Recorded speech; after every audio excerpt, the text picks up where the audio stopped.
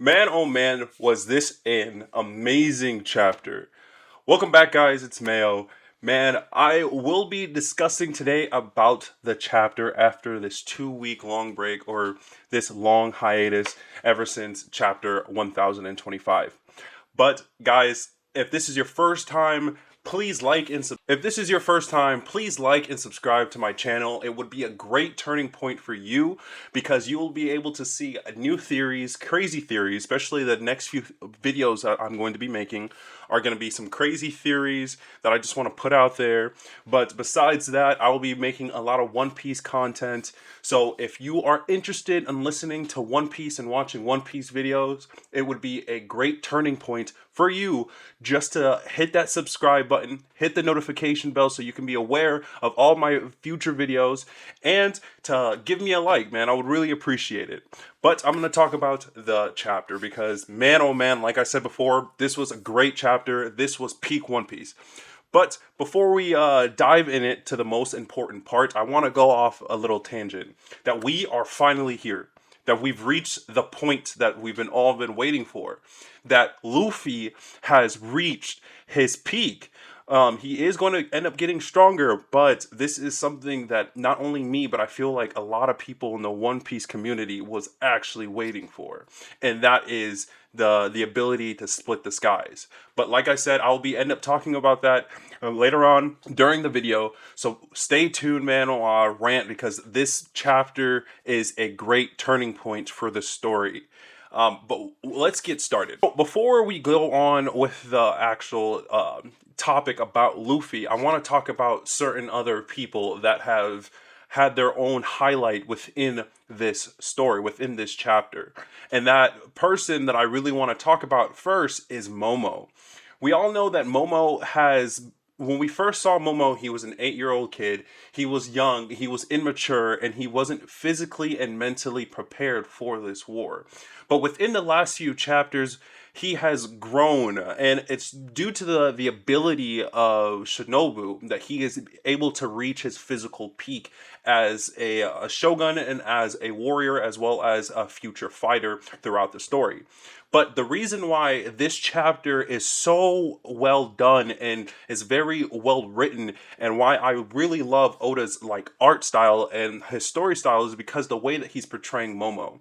Momo, though he grew within the last few chapters due to Shinobu, that doesn't necessarily mean that he would have to grow mentally.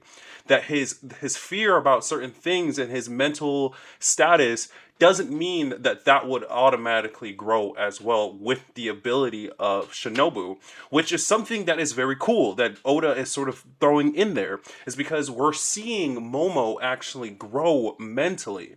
And this is something that will end up changing within the country of Wano. How mature Momo will end up getting will pretty much deter the future of Wano. I'm planning on making a video about what we should expect between this fight, but also what the actual folklore is sort of residing within the fight between Kaido and Momo, what it actually means. So if you're interested in some folklore, please stay tuned. And like I said, subscribe to the channel. I have a lot of videos coming, a lot of ideas. But back to the review. Momo's increase in his physical and mental ability is very well shown in this chapter. And it's something that I'm excited to see how Oda will end up expanding on that and how much growth Momo will end up getting towards the end and at the end of this arc. So let's talk about the two people that I'm actually very shocked about, and that is Sparrow and Jack. Sparrow and Jack are two people that we haven't really seen much of, but have weirdly done a lot. And what I mean by that is Sparrow is the oldest brother, and though he hasn't done much as what we have seen battle prowess wise and like intelligent wise compared to Katakuri, Peril Sparrow doesn't seem like the type of person that could sort of hold his own within a fight. It seemed like he would mostly be the conniving, cunning sort of type within a fight. So seeing him battle Nekomamushi in equal grounds while Neko is in Sulong form is sort of surprising for me, and sort of gives me I have to give the man props on and what his abilities can contain, because he's able to hold his own against somebody as strong as Nekomamushi in Sulong form. Which, like I said, I'm surprised, and I'm glad that sort of Oda is showing us his talent, because before, when when the Big Mom Pirates first came in to Wano, he was trying to act like he should be the one to rule the Big Mom Pirates if Big Mom is out of the picture. And it was sort of weird because he didn't have, or it didn't seem like he had sort of any sort of battle prowess and any sort of battle techniques that would actually help him. So beating Neko, or almost beating Neko, so sort of gives him more feats, and his sort of notoriety is sort of increasing within this chapter. Now let's go to Jack. Jack, it seems like he was in hybrid form. I do not know. But in one of the panels, it sort of seems like he's in his regular beast form, his regular animal form, but he seems like his body is growing out of his regular form, like he is a sort of like a smile user, because he was holding his swords. But that's besides the point.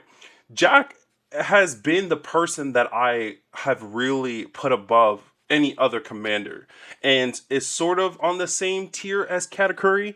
And the reason why I say this is because he has been given the position and the authority, as well as the sort of things or the duties to do that we should see every other commander doing.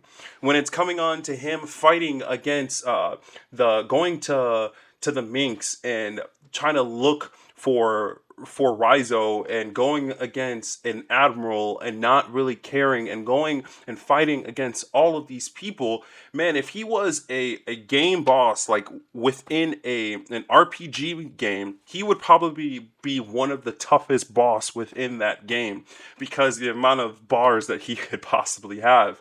But he has been doing a lot. So him finally being down and out within this chapter is something that is very well worth, but something that I feel like out of every commander within the Beast Pirates, he's the one that should deserve the most props. He is the MVP in the Beast Pirates. Let's talk about the title of this chapter, Turning Point.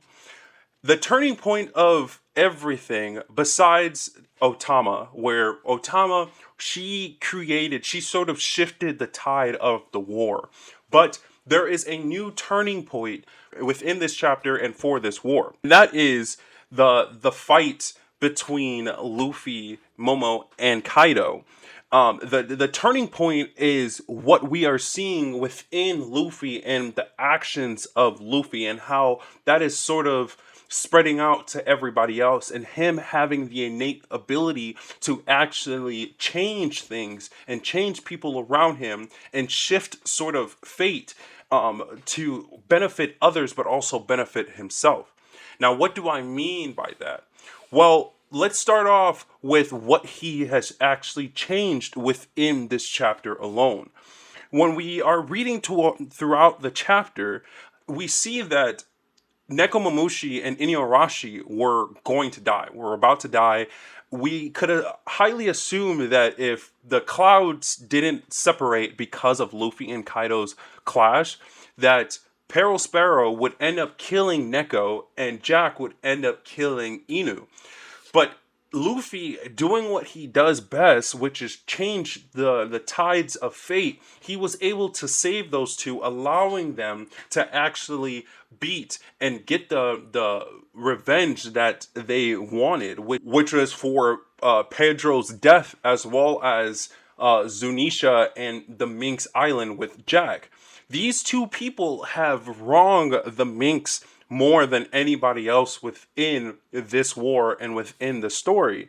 So Luffy giving them the ability to actually assert their vengeance is something that is sort of cool. It's showing that Luffy has the ability to change someone's fate, but also to improve it in a different way. And that is the turning point. That is Luffy's ability to turn a certain situation towards a point that will benefit not only Luffy, but benefit the people that are around him and surrounding him. And I feel like that is what Oda is sort of implying, not only with the Nekomamushi and Inuarashi, but with Momo as well. Momo, he, like I said before, he was able to change physically and mentally because of Luffy within this chapter.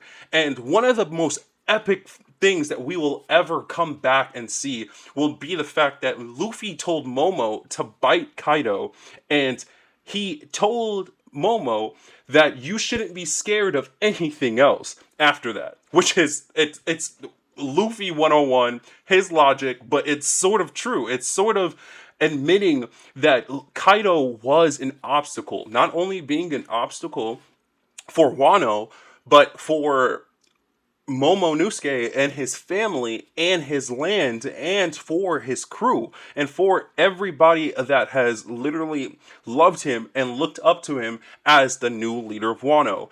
And Luffy has pushed Momo to a point where he could increase and he could do something that he didn't think was possible. And that is another ability of Luffy's, to show the true potential and to change a certain point and to sort of increase the morality of people. And what I mean by morality with people, because once Luffy said that he will beat Kaido, he changed the shift. He changed the energy of everybody that was fighting on the lower levels. And that is something that I feel that Oda is saying, that Luffy has the ability to turn any point or turn any situation where he will succeed and the people around him will succeed as well.